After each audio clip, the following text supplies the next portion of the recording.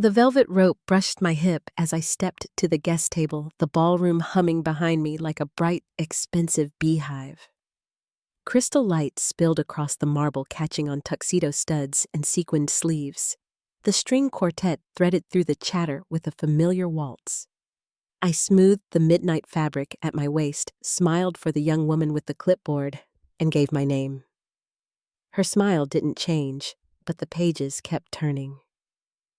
The waltz went thin, the room narrowing to the scratch of paper and the tack-tack of her nails.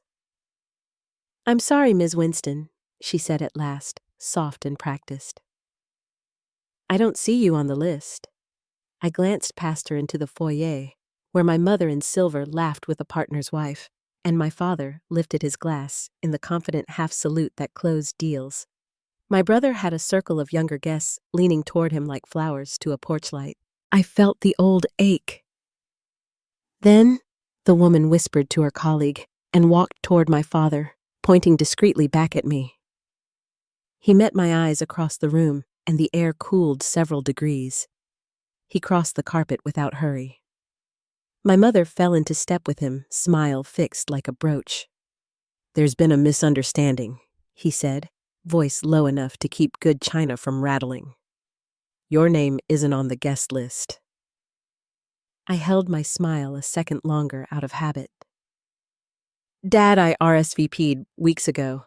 I'm also the event planner," he finished, as if explaining the weather, not a guest. The quartet paused between pieces. Conversation thinned. My mother's fingers pressed lightly to his sleeve. "Clerical error," she murmured, eyes flicking to the spectators. "These things happen." My father didn't look away. "Please direct Ms. Winston to the service entrance if she needs to check on catering," he told the staffer. Otherwise, she was just leaving. Security moved from the wall like shadows deciding to have shape. "Get this beggar out," my father added louder, as if the sentence needed to stick. Something inside me loosened like a silk knot tugged free. I straightened, set my shoulders, and walked. The carpet gave way to cool marble, then glass doors and night air that smelled faintly of the lake. Behind me, the room exhaled and swallowed itself. Before I go on, tell me where you're listening from down in the comments. And if you've ever stood at a doorway you paid for and still weren't welcome, hit that like button and subscribe. Someone you know might need to hear this. To understand how I ended up outside my own family's celebration, we have to step back to the house where we learned what mattered and what didn't. I was raised on rules polished to a shine, 8 forks on a linen runner, names arranged by title posture that never sagged.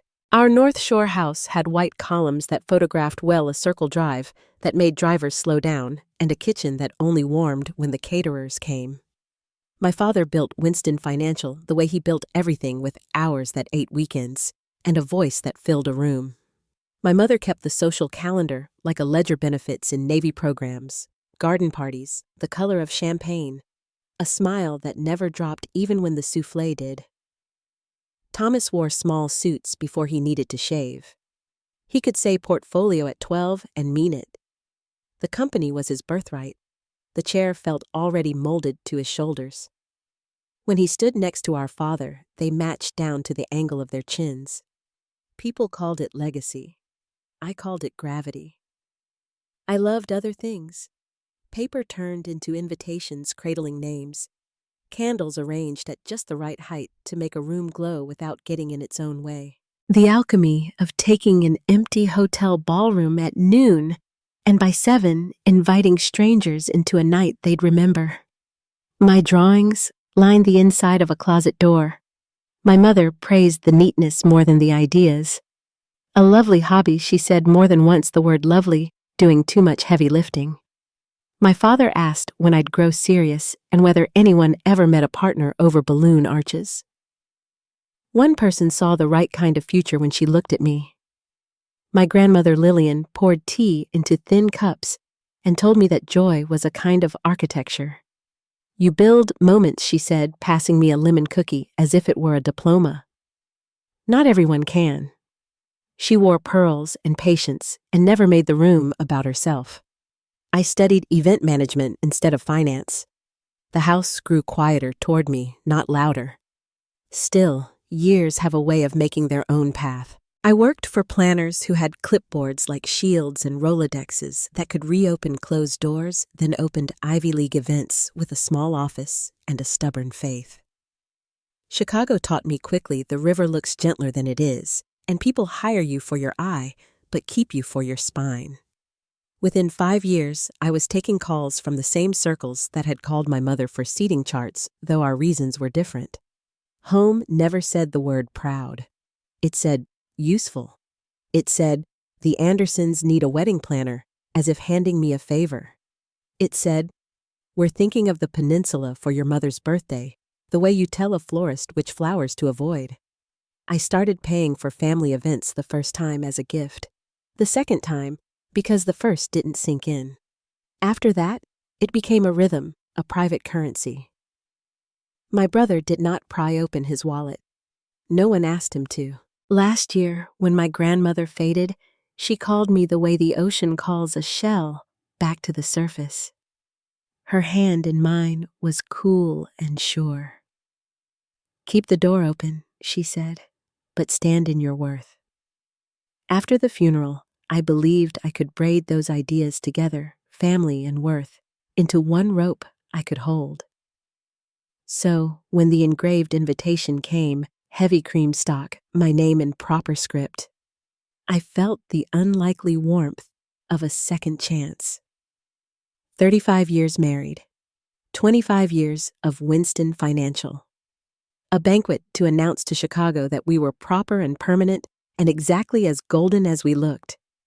I called the lakeside hotel where the chandeliers fall like rain and booked the grand ballroom because the view makes conversation taste better.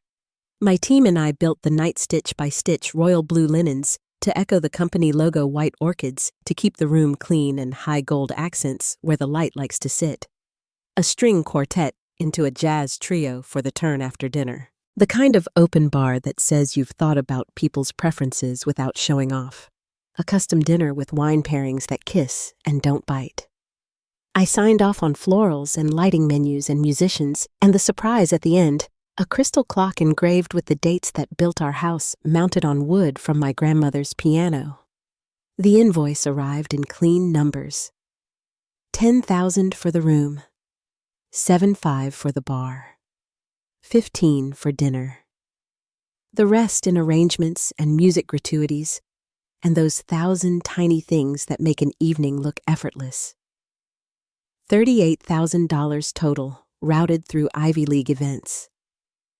I told myself it was business and love. At once new clients would be in the room, and maybe at long last family too. On the night itself, I did what every planner quietly prays for. I arrived as a guest. Lindsay texted me a photo at 5:45 centerpieces, up sightlines, perfect quartet tuning, and told me to get dressed, to breathe, to let her earn her title. I pinned up my hair, fastened my grandmother's pearls, and stepped into a dress the color of the lake at midnight.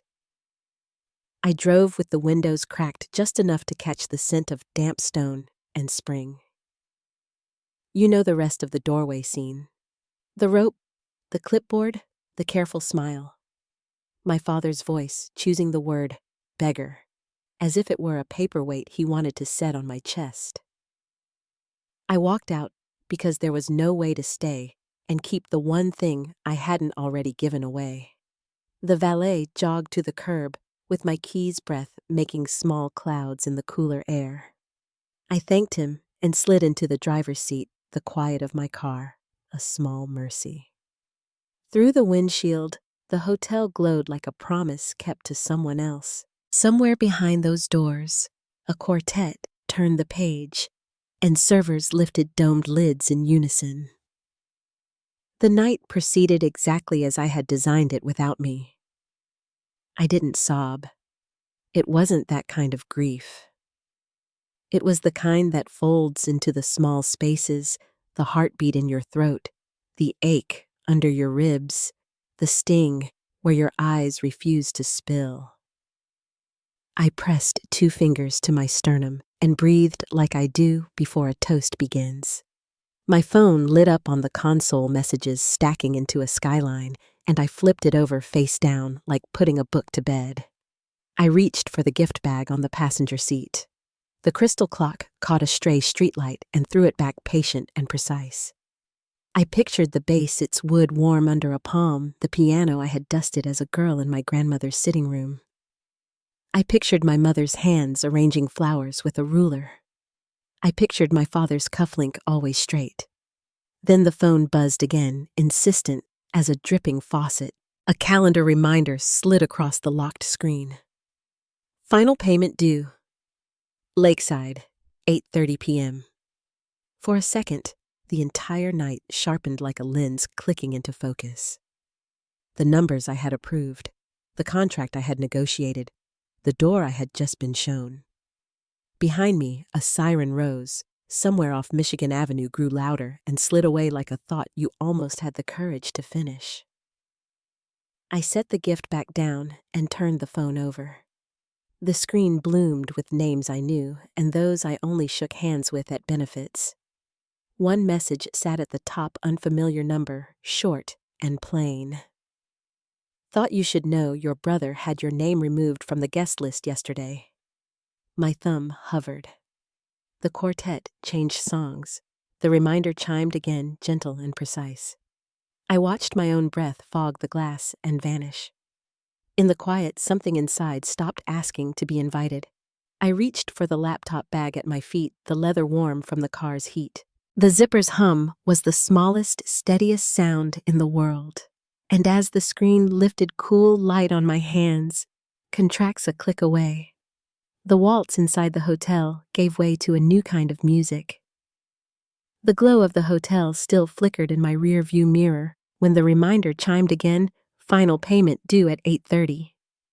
30 minutes left before every check I'd signed became permanent. I stared at that small line of text, the polite tone of a machine that didn't know it was speaking into a storm. The same hands that had designed every detail of that banquet hovered above the screen, shaking but deliberate. The first breath I took was steady, almost clinical. The second one carried the sound of my grandmother's voice, quiet and sure. Stand firmly in your own worth. It had always sounded like advice for another time, some future version of me who'd stopped hoping for an invitation. Maybe that moment had finally arrived. I unlocked my phone and scrolled through the messages again, each one like a snapshot of what I'd refused to see. A friend's apology, a stranger's shock, and one anonymous text confirmation that my brother had removed my name from the list. My throat tightened, not from surprise, but from the familiar recognition that cruelty in my family was rarely accidental. Through the windshield, the city shimmered its skyline, unbothered by the smaller heartbreaks happening beneath it. I watched the time slip toward 8:30 and opened my laptop on the passenger seat. The dashboard light reflected on the keyboard as if waiting for my decision. I'd spent years creating harmony for other people. Perfect lighting, seamless transitions, beautiful endings. Tonight would be different. My fingers moved automatically. Company portal, payment authorization, vendor accounts. I could hear the soft hum of the car's engine, the tick of my turn signal, even though I wasn't turning. Lindsay's number appeared on the screen. I hesitated only long enough to wipe my cheeks dry before pressing call. She answered quickly, her voice bright and unsuspecting. "Hey, boss. Everything looks perfect here. The first course is about to..." "There's been a change," I said quietly.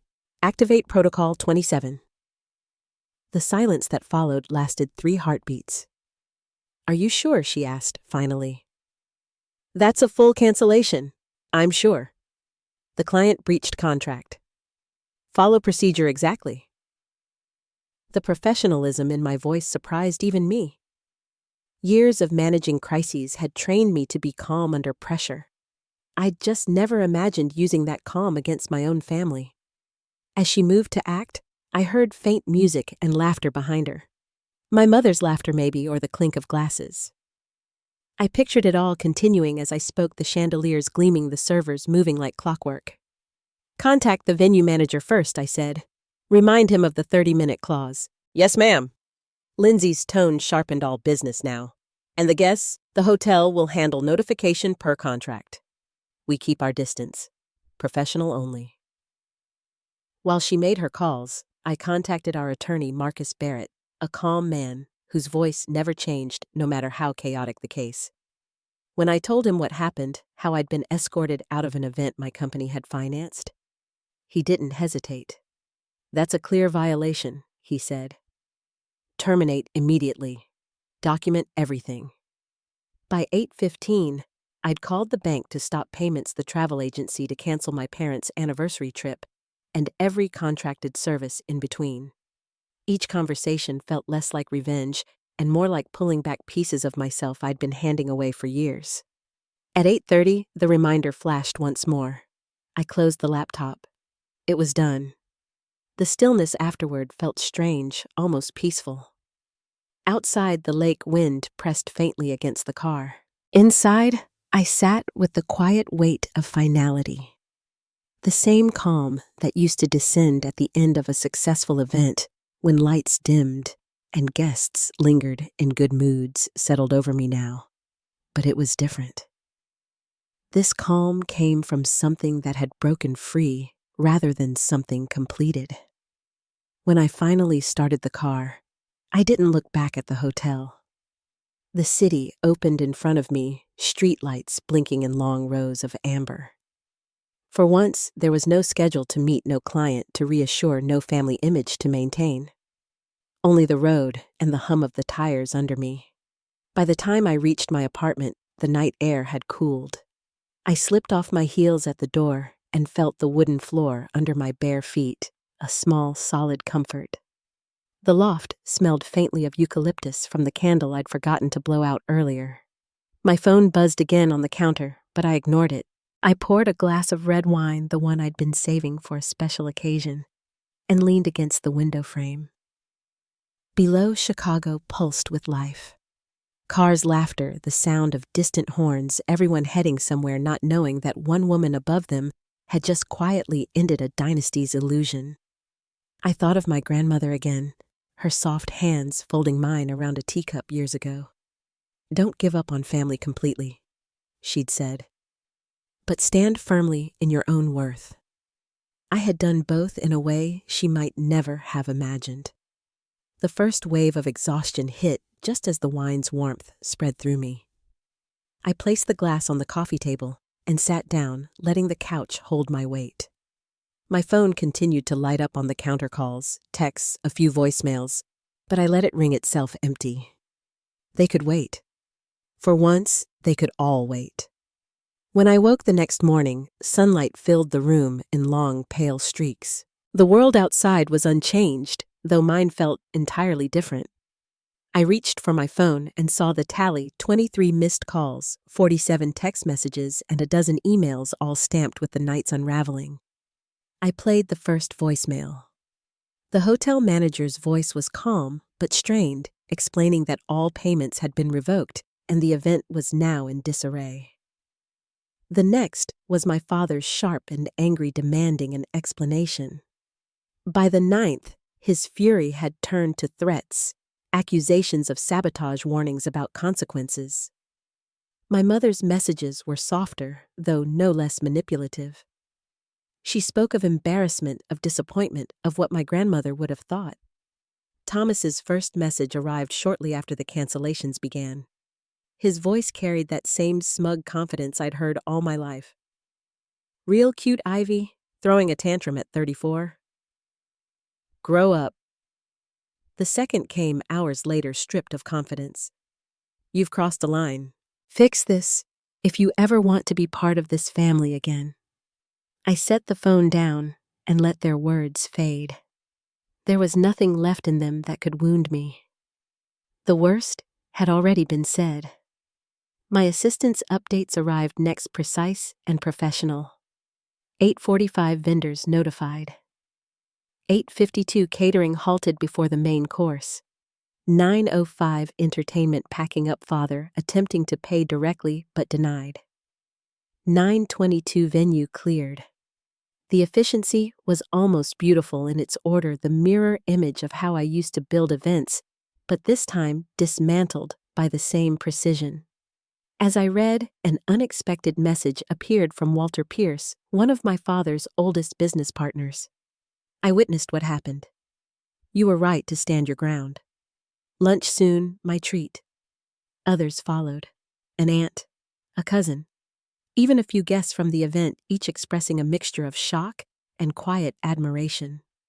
One wrote simply, "You did what we've all wanted to do for years." I didn't know whether to laugh or cry, so I did neither. I simply breathed.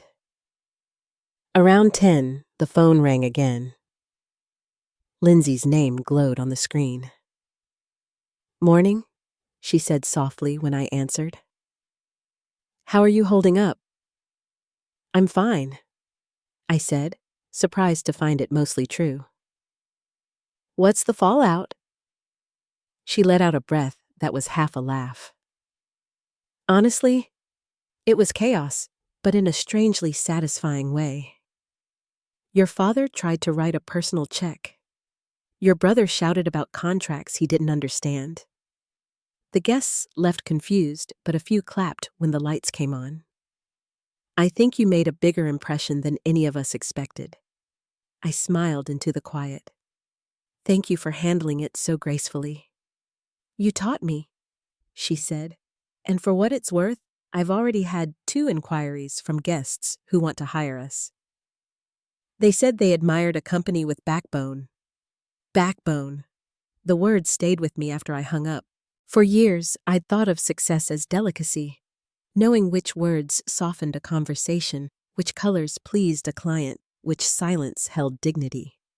But strength, I realized, could look like stillness, like choosing not to return a call, like standing alone in your own apartment knowing you've lost something you never truly had. By late morning, the noise of my phone had quieted. I made coffee, the smell of it grounding me in the ordinary.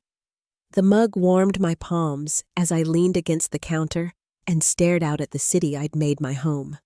My father's world had been built on appearances. Mine had been built finally on truth. That's when the front desk called. "Miss Winston, there's a man here claiming to be your brother.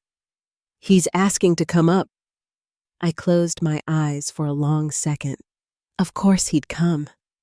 Thomas never left a problem unsupervised, especially one that threatened his reflection in the family mirror. "Yes," I said at last. "Send him up. And please have security nearby just in case." I had just enough time to change into jeans and pull my hair back before the knock came, firm and patient, echoing against the quiet space. Through the peephole, I saw him, immaculate suit-creased eyes, sharp and restless, like he hadn't slept. I opened the door. He didn't wait for an invitation. "You're actually going to face me," he said, stepping inside. "After what you did." His voice filled the apartment, too loud for the hour, but I didn't flinch. "Come in, Thomas," I said evenly.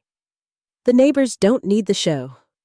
He stopped halfway to the living room, scanning the space with the disdain of someone cataloging a stranger's taste. "Do you have any idea what you've done?" "I do," I answered. "Do you?" His mouth opened ready with the familiar lecture. But I was calm now, rooted in something deeper than anger. The sunlight caught the edges of my grandmother's pearls on the coffee table. I felt her presence like a hand on my shoulder, steady, unafraid. Whatever came next, I would face it the same way I had faced the night before, not as their daughter, begging for belonging, but as a woman who finally understood her worth. The space between us filled with silence, heavy, but clean, and I knew this conversation would decide whether the Winston legacy would keep its hold on me or end right here in the quiet of my own home. Thomas's shoes made a dull sound on the hardwood as he paced, the motion restless and sharp against the quiet of my apartment. I stayed by the window coffee mug, still warm in my hand. The morning light cut through the blinds in thin stripes, dust motes drifting between us like quiet witnesses. He stopped pacing long enough to look at me. "Do you have any idea what you've done?" His voice trembled at the edge of control, more from exhaustion than anger. "I know exactly what I've done," I said. My tone surprised me, steady, almost calm. "I just wonder if you understand what you did." He stared at me, the kind of stare that once could have made me back down. But not now. Not here in the space I built on my own. He exhaled sharply and moved to the sofa, running a hand through his hair. "This isn't about feelings, Ivy. You've humiliated the family. Do you realize what that night did to Dad's reputation? To the company?" I crossed the room, slowly setting my mug on the table. "Humiliation doesn't happen without cause, Thomas. I didn't invite the cameras. I didn't ask him to call me a beggar in front of 200 people. That's not the point," he said. "You could have handled it differently. So could he." For a long moment, silence filled the room, thick and unmoving. The city noise outside seemed to fade, replaced by the faint hum of the refrigerator. Thomas's anger softened, not vanished, but bending into something else. When he spoke again, his voice was quieter. "It wasn't supposed to happen like that," he said. "You weren't supposed to be at the door. You were supposed to stay in the back, make sure everything ran smoothly, then leave before the reception." I blinked. "You mean I wasn't even meant to attend the event?" He looked away. "Dad thought it would be less complicated." The truth landed with a strange hollow sound inside me. "You removed my name," I said softly. "You told the staff I wasn't family." He didn't deny it. His shoulders sank as if the fight had drained out of him. "I thought I was protecting the evening. You don't understand the pressure we're under." I sat across from him. "Then help me understand." He hesitated, then leaned forward, elbows on his knees. "Winston Financial isn't doing as well as everyone thinks. Dad's been borrowing against the house, the lake property, everything. The banquet wasn't just a celebration, it was a performance for investors. He needed it to look perfect." My heartbeat slowed as he spoke, every word peeling back another layer of the family I thought I knew. "You mean all those years of appearances, all those events I paid for?" "We're keeping the illusion alive," he said, finishing for me. I let that settle. The gold-plated life my parents paraded through country clubs and charity galas wasn't wealth. It was scaffolding. "Why didn't anyone tell me?" "Because you made your own money," Thomas said bitterly. "You didn't need us. You never have." I looked at him carefully. "Is that how you see it? Or how Dad does?" His expression faltered. The anger had been a mask. Beneath it was something tired, almost frightened. "Dad's been talking about restructuring the company," he admitted. "Maybe bringing in outside leadership. If that happens, I lose everything I've worked for. My title, my future. You think I wanted to push you out? I was trying to hold the pieces together. So you threw me off the bridge to keep it from shaking. That's not fair." Neither was what happened at that hotel. He didn't argue this time. He stood, moving to the window as if the view might give him an answer. "You always had a way of making people like you," he said after a while. Dad noticed that. The clients did too. When you walked away from the family business, you made it harder for me to live up to his expectations. Everything you did on your own just made me look smaller." It was strange hearing envy in his voice. All my life I'd thought Thomas stood in sunlight while I grew in the shade. Now I realized his warmth came from a fire that burned him too. "You could have told me," I said, quietly. "If you'd just been honest, I might have helped." He turned around, eyebrows drawn together. "Helped how you were never part of this world." "Maybe not," I said, "but I know how to build things that last. I could have helped restructure, introduced investors, found sponsors for new projects. That's what I do, Thomas. I make impossible nights happen." For the first time, his expression softened, as if he finally believed me. "It's too late now," he said. "The damage is done. The whispers have already started." "I'm sorry about that," I said, and meant it. I didn't know the company was that fragile. But I can't undo what I did not when I was treated like that. He nodded, rubbing a hand over his face. The weight of years hung between us. When he spoke again, his voice was small. "Dad wants you to fix it. Reinstate the payments, issue an apology. Pretend none of it happened." "Of course he does." Thomas gave a half laugh, weary and humorless. "He doesn't change easily." "And what about you?" I asked. "What do you want?" The question seemed to catch him off guard. His eyes darted around the room before finally meeting mine. "I want not to fail. I've spent my whole life trying to be enough for him. Maybe that's all I know how to want." The truth of that landed heavy between us. I saw then not the golden son I'd envied, but a man exhausted by the role he'd never chosen. I stood and poured 2 glasses of water, handing him one. "You know, I said success doesn't have to mean saving his name. It could mean saving yourself." He looked at the glass, but didn't drink. "It's easy for you to say. You walked away years ago." "I didn't walk away," I said gently. "I was pushed out. The difference is that I built something after the fall." He set the glass down, the condensation leaving a pale ring on my coffee table. "You've changed," he said. "No," I replied. "I just stopped apologizing." We stood there for a long moment, the quiet, almost kind. Then Thomas sighed. "Dad will expect a report. What should I tell him?" "Tell him the truth," I said. "That I won't reinstate the payments. That I'm willing to talk someday, but not under threat. He won't like that."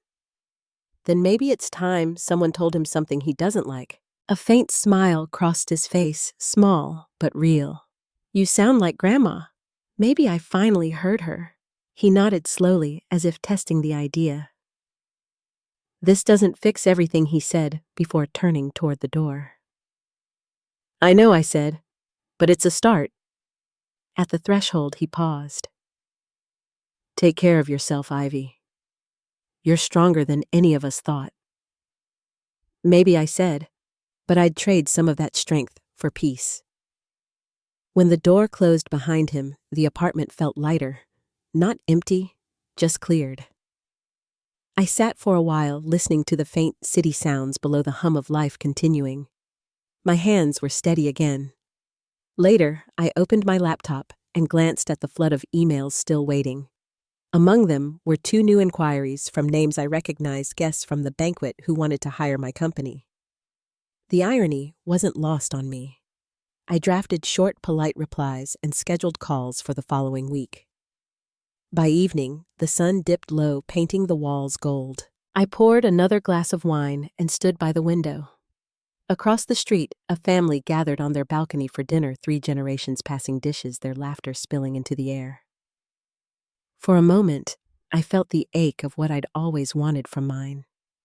But the feeling didn't crush me the way it used to. It simply existed, honest and unhidden. As darkness settled, I thought about my grandmother again, the way she'd tap her teaspoon twice before speaking, the way she'd remind me that love and respect had to share the same table or the meal would always taste bitter. I realized then that I'd spent years feeding a relationship that could never nourish me.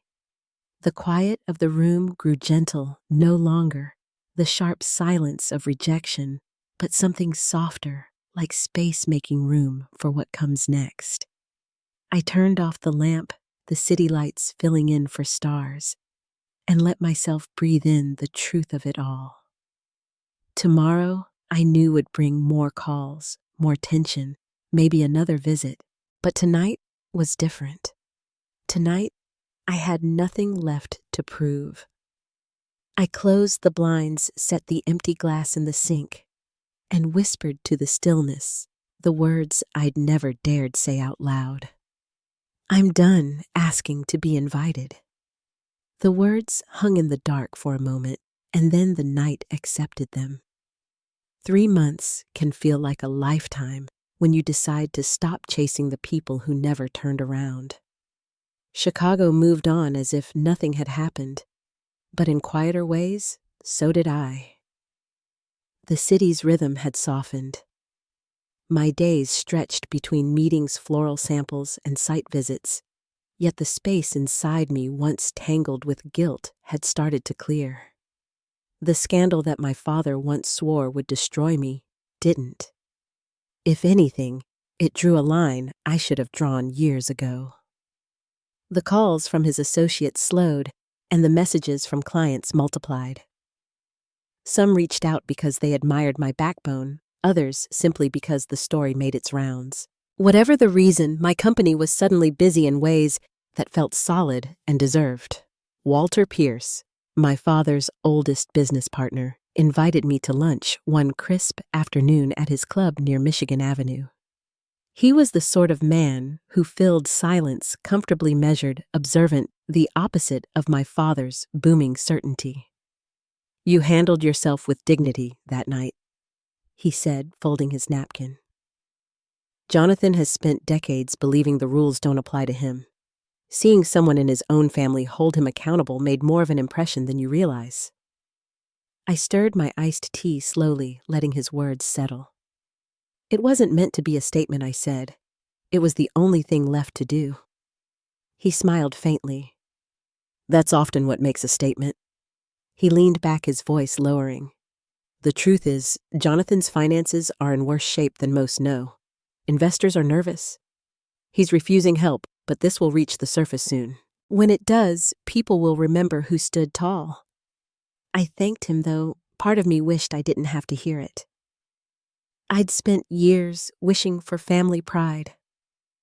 I never imagined the first genuine approval would come from someone outside it. 2 weeks later, Walter referred 3 new clients to Ivy League events, and by autumn, I had to expand my team. The growth felt steady, not dramatic, like a room filling with sunlight 1 inch at a time. For the first time, I wasn't planning events to earn affection or favor. I was building something that belonged entirely to me. Still quiet evenings had a way of stirring old ghosts. Sometimes, when I finished reviewing contracts late, I'd find myself rereading my grandmother's notes, tiny reminders she'd left in birthday cards or old cookbooks. Grace is not weakness, she once wrote. It's strength in a softer shape. I'd trace those words with my finger and think how she'd probably laugh if she could see me now, stubborn, exhausted, and finally free. The first real sign that I was healing came one Sunday morning when my friend Dana showed up unannounced with a box of pastries and 2 steaming coffees. I'm tired of watching you eat lunch at your desk, she said, setting the box down. You're coming to my place next weekend. Real food, real people. Dana had been my rock through everything, the kind of friend who told the truth kindly and never asked for anything in return. That weekend, I found myself in her warm apartment, surrounded by the kind of laughter I hadn't heard in years. Her living room smelled of cinnamon and coffee. Her husband grilled on the balcony while their children drew chalk hearts on the patio. I sat there listening to the ordinary music of it all and realized how much of life I'd missed trying to prove I belonged somewhere that never wanted me. Family is who shows up, Dana said later that night as we washed dishes together. Not who shares your last name. I nodded. drying a plate, and whispered, "I think I'm finally starting to understand that." From then on, my weeks filled with people who had quietly supported me all along, friends, clients, and even distant cousins who'd reached out after hearing about the banquet. I began hosting small dinners in my loft, simple evenings with mismatched plates and good wine. There was no performance in those gatherings, no hidden agenda. We talked, laughed, shared stories about work art, and the stubborn hope that life can still surprise you after everything falls apart. Among the messages I received, one stood out. It was from my mother's cousin Elaine, a woman I barely knew growing up. She invited me to lunch, and to my surprise, greeted me with a long, sincere hug. Elaine had always been considered a black sheep for divorcing young and leaving the rigid circles my mother cherished. Over soup and warm bread, she said, "I saw what happened to you and recognized it. The women in this family have a pattern perfection, first love, second." I wish I'd spoken up sooner. Her honesty disarmed me. We talked for hours about family expectations, about how easily we inherit silence and call it grace. Before we parted, she said, "If you ever need to talk, call me. We outcasts need to stick together." She wasn't wrong. Within a month, we'd gathered a small circle of relatives who had also been pushed aside for choosing differently. We joked that we were the family's forgotten branch, the Outcasts Club. But there was something healing in the way we listened to each other, without judgment. By November, the air had sharpened, and the first snow dusted the city. Thanksgiving loomed, a holiday that in past years had always meant rehearsed smiles and formal table settings under my mother's watchful eye. This time, I decided to host my own dinner. Not grand, not polished, just real. I called friends, extended family, and my staff. Everyone brought something they loved.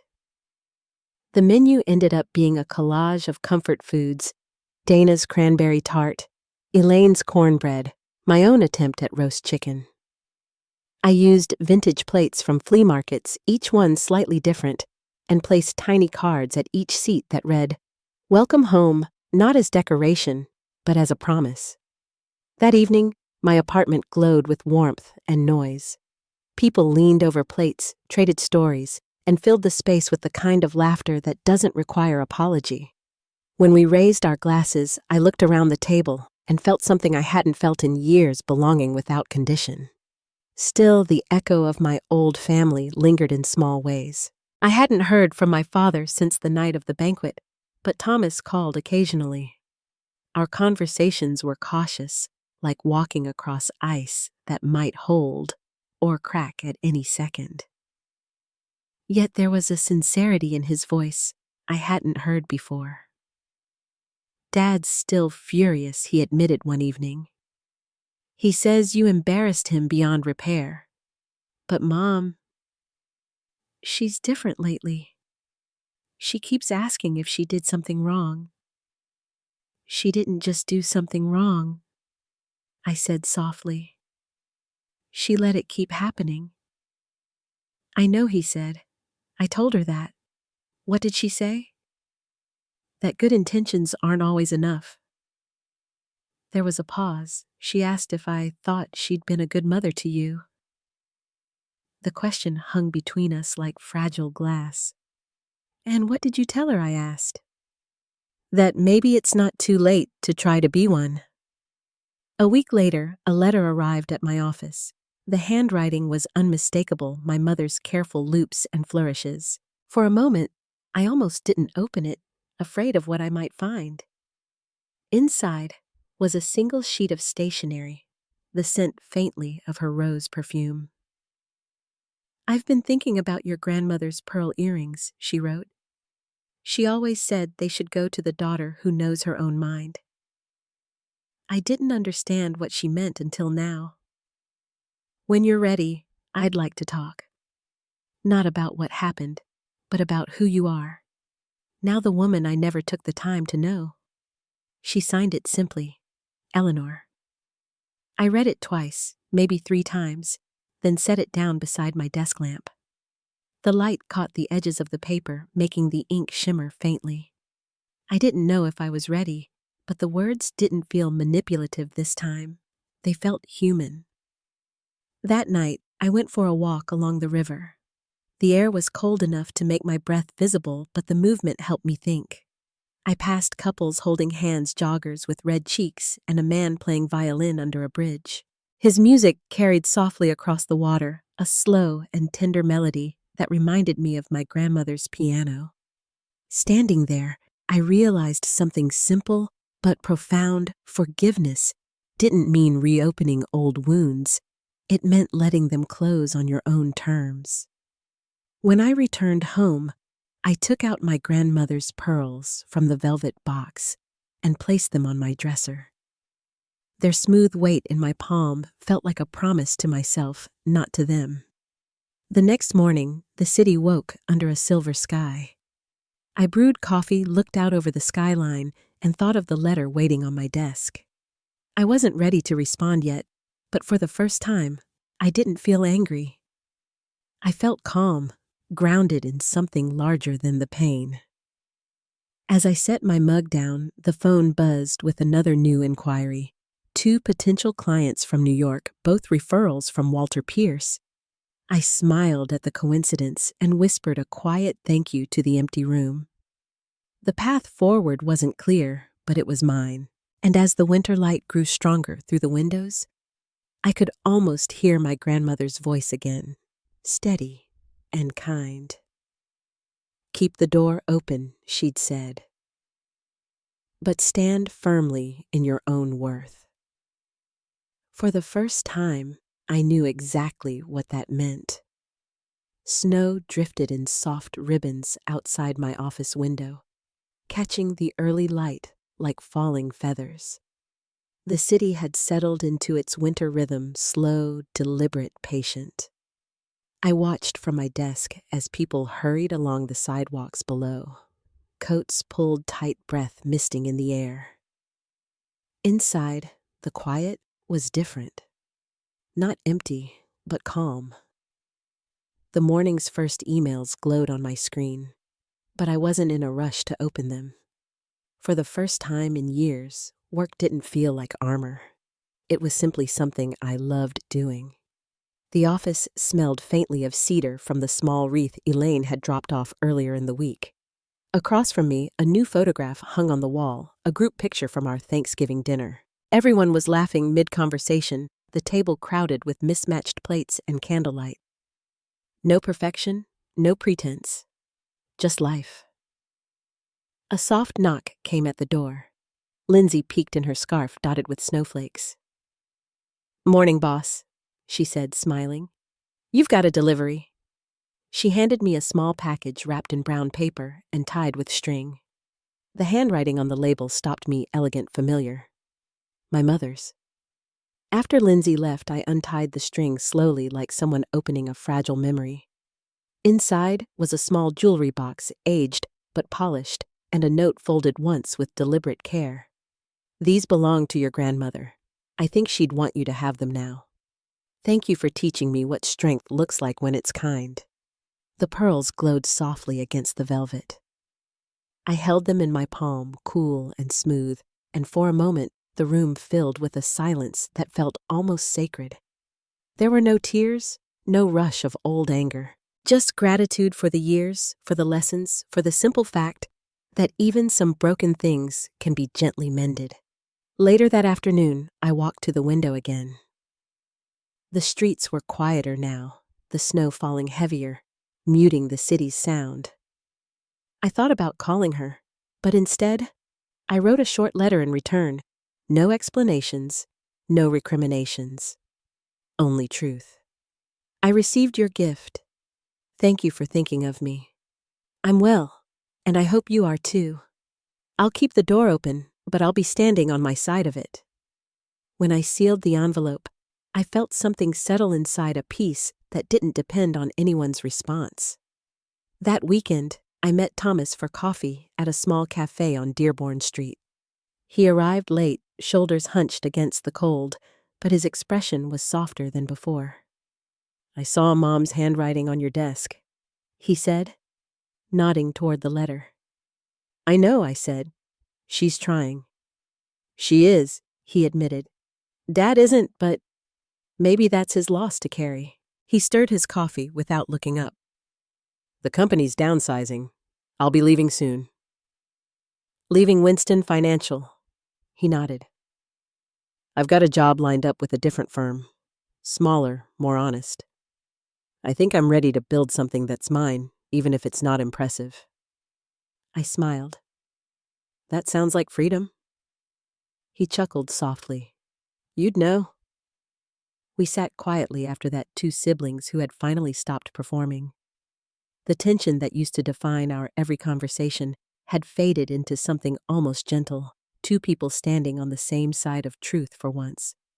When we parted, he hugged me without the stiffness of obligation. Take care, Ivy, he said. I already am, I answered, meaning it. Back at my apartment, the air smelled of cinnamon and pine from the candles I'd lit the night before. I turned on some soft music and began setting the table for a dinner I was hosting that evening, small, simple with the people who had become my real family. Dana was bringing a casserole. Elaine promised her pecan pie. Walter had called earlier to say he'd stop by with a bottle of wine. The tablecloth was linen, slightly wrinkled the way I liked it. I placed the pearls beside my place setting, not to wear, but to keep near me reminders of where I came from and what I chose to keep. By 6 o'clock, laughter filled the room again.